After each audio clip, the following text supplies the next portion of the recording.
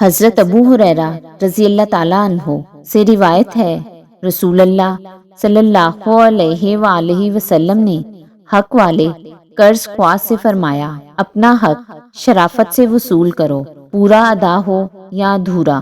حضرت ابو سعید خدری رضی اللہ تعالیٰ عنہ سے روایت ہے، انہوں نے فرمایا، ایک بدو عرابی نبی صلی اللہ علیہ وآلہ وسلم سے اپنے کسی قرض کا تقاضا کرنے آیا جو آپ کے ذمہ تھا۔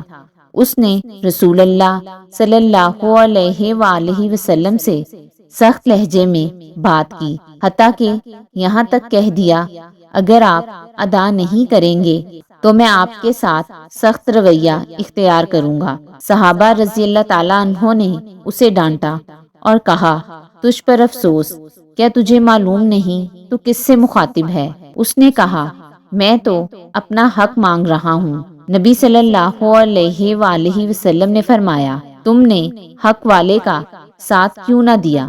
پھر نبی صلی اللہ علیہ وآلہ وسلم نے حضرت خولہ بنت قیس رضی اللہ تعالیٰ عنہا کو پیغام بھیجا، اگر تمہارے پاس کھجوریں ہیں تو ہمیں قرض دے دو، ہماری کھجوریں آئیں گی تو ہم تمہارا قرض ادا کر دیں گے۔ انہوں نے کہا، میرے ماں باپ آپ پر قربان، اے اللہ کے رسول، میں حکم کی تعمیل کروں گی۔ انہوں نے آپ کو کھجوریں قرض دے دیں۔ نبی صلی اللہ علیہ وآلہ وسلم نے عرابی کا قرض ادا کیا اور اسے کھانا کھلایا۔ اس نے کہا، آپ نے مجھے پورا حق دے دیا، اللہ آپ کو پورا دے۔